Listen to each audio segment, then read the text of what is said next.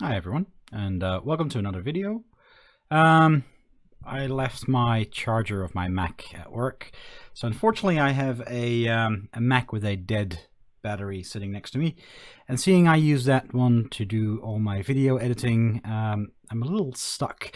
I'm just doing a quick video here on my Windows machine, and I decided just to do a little update video to just kind of reflect on this really crazy week that we've been having. I was originally planning to do a tutorial on creating a Genie Native script C++ library, just talking through setting up the compiler, setting up the environment, and making a small plugin that way. But that will have to wait until probably next week or the week after. I have some plans for next weekend, so I'm not quite sure if I'm going to be able to get that ready that soon, but hopefully that will come quite quickly. But yeah, crazy week. It's been about 10 days ago since I released my video on the Godot OpenVR asset. Also around that time that Godot 3 was released. And it actually made a few small headlines, which was really interesting.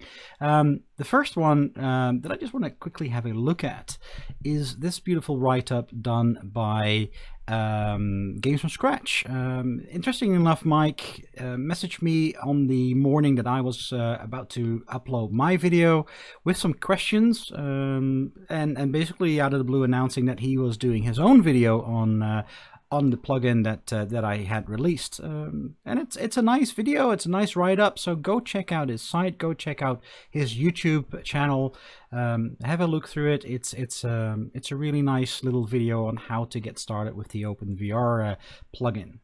A day or two later, Jean emailed me and said, hey, guess what? You have an article on Gamasutra. I have been following Gamasutra for years now. I think it's a wonderful little site, very much worth checking out.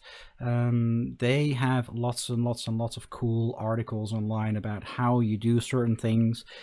So being featured by them and having a small news article introducing that Godot now has VR support, that was a nice little surprise this week. Same day, another website in the VR space came forward and said, "Hey, let's do a bit of a write-up of what's going on with Godot, and specifically in VR, which is the Road to VR website, and another brilliant website to follow. They do a lot of news reporting on anything that's new in the AR and VR space. Again, a site that I follow quite religiously, so seeing my work featured on their side was a nice little surprise, so definitely go and check them out. And then this was probably the icing on the cake for me. Dev Diner. I'll just scroll up a little bit. Dev Diner is a website that's quite well known here in Australia as far as the VR AR makersphere is concerned. It's run by Patrick Catanzarati. I think I completely butchered your name there. I'm very sorry, Patrick. I've met him a few times at game jams and things like that. He's a really cool guy. Knows his stuff. Goes out there, tries to learn as much as possible about the tech that is emerging.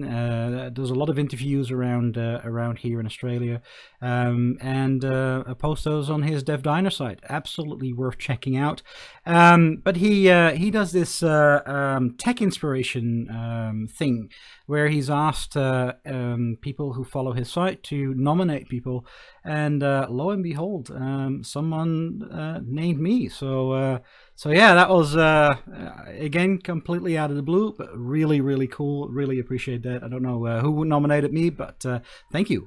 That's really cool. Okay. On to what's going on the OpenVR side. So the plugin's out there in the wild. I've seen a number of people starting to use it. There are one or two people who actually have a couple of VR things out there that are pretty farly developed. And And yeah, it's really cool seeing some things now pop up on YouTube. There's a few things that are being sent to me privately where someone says like, "Hey, look at what I've done with this." But then there's this little issue that I raised on the Valve issue list.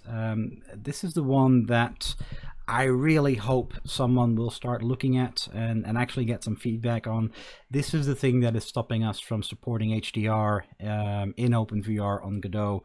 So I'm just putting it out there in this video. If anybody from Valve or anybody on this team is watching this, please, please, please have a look at this. Let me know, what am I doing wrong here? Is this something that's just not supported the right way around, or what's going on here? It would be really nice to solve this because it's causing some headaches for some people. Another little thing that was put onto GitHub just the I think I uploaded this 2 or 3 days ago. This is a small little plugin that I wrote for a friend of mine, and we decided to put it on GitHub for everybody to see and have some fun with. He had the requirement to display another computer's desktop inside of VR. So we picked up an existing VNC library, we wrapped it around in a Genie Native plugin, and voila, there is now a Genie Native plugin for Godot that allows you to display the contents of another machine's desktop as a texture on any object that you'd like in your 3D world, and even interact with it. So it's able to send keyboard commands back to the server. It's able to simulate mouse actions. The sample library that comes with this does this just in a normal 3D desktop application, but my friend Lamberto, he's actually turned this into a full VR experiences. It's really, really cool. A small little toy. The only downside of it is that it is using libVNC, which is a GPL licensed library, and that is something that you do have to be aware of if you want to use this. You have to make sure that you are aware of the legalities there, and that it doesn't trip you up, basically. And then for the most exciting one, that was released just yesterday, and actually built yesterday. I am quite surprised at how fast this went. I did a post on the Oculus forum about 3 or 4 months ago, basically asking them, you know, I'm doing this stuff in OpenVR for Godot. I would like to do the same thing for Oculus. Can anybody give me some tips? And unbeknownst to me, a few people had answered. But I hadn't put on the email notification, so I completely missed that until earlier in this week.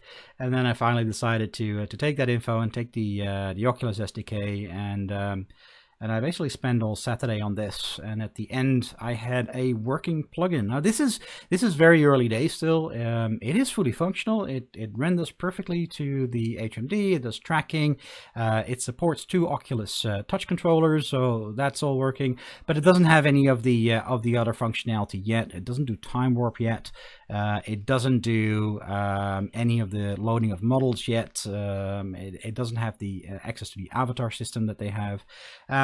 But it does enough. It does enough to basically get you going and have you working directly on the Oculus SDK instead of going through the OpenVR route and having the Rift work over OpenVR. So yeah, I'm pretty pleased with that, actually. That went pretty smoothly. So I hope people will try it out. Will give me some feedback about what does work, what doesn't work, what needs to be polished up, what needs to be improved. So yeah, hit me up if you get to play with it and you have some feedback on that. Oh, I forgot to actually click on the website. The last little thing that I wanted to talk about in this little video is Leap Motion. Leap Motion is a nice little gadget that came out quite some time ago, and I'm not quite sure when, but it's been around for a few years. And when I originally saw it, I was quite impressed with what it does. It's basically a sensor that can really accurately track the position of your hands whenever they are over the sensor. And they originally positioned this as a way to interact with the desktop, and while neat, and while it worked really well, there are some limitations to how you can really use that. So a couple of years ago, they kind of make the switch to using this in combination with VR.